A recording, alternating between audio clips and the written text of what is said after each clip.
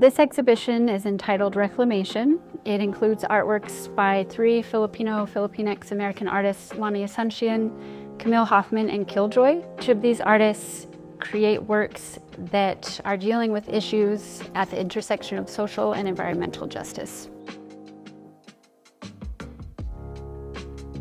So my husband Andre is a brilliant photographer, and we've been looking for opportunities to bring our practices together, and this was kind of a beautiful moment to do so.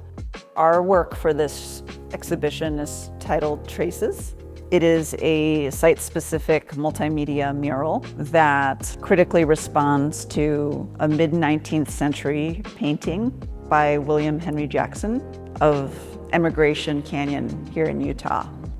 The work is in conversation, in reclamation, around these larger questions of diasporic identity, colonial violence, land, and how we can ask deeper questions about who we are and where we want to go. The work materially involves salt sourced from Utah, Pangasinan, Philippines, and Colima, Mexico. There's a process within this work materially of weaving in and out of stretched photographic vinyl, paint that's sort of nuanced and applied with detail, and also applied atmospherically with one of my favorite tools, which is like a pneumatic spray gun. So there's a misty quality to it, and there's also a granular quality to it.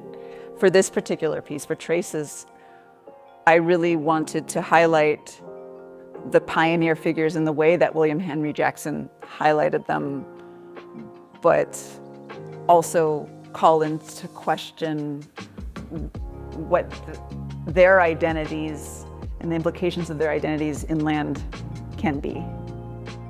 In weaving in and out of these materials, these opportunities for visual and material rupture, where expectations around what material can come into question, whether something is painted or actually photographed, or is it mimicking landscape, or does it also contain those elements of land? I studied printmaking in university, and in that space is where I learned a communal practice. All of the prints in the space mostly focus on Filipino politics and what's happening in the Philippines. So when I'm talking about the Philippines and the issues there, I'm also very much talking about US imperialism. We start with a poster that I made in 2020 talking about the pandemic as a portal. And as we go through this hell hallway of issues, we're approaching a solution. I don't like to leave people just in despair.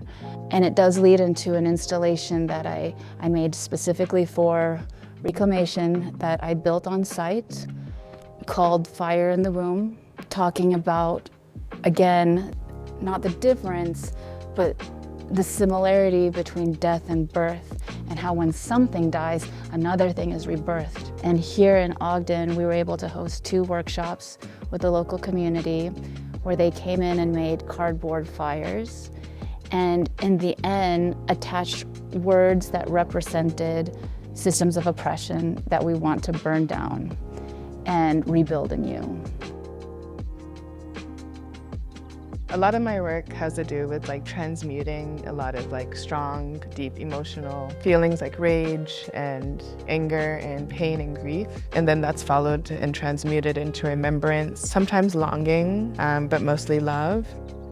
The goal of the work, especially through the video work and the performance work, will be finding ways to have very upfront and confrontational moments that are then transmuted into space for healing, in a way for there to be more current spaces for conversation and healing of history and experiences I want to be in solidarity with through the Kanaka Maoli and the Indigenous Hawaiian and Pacific Islander communities.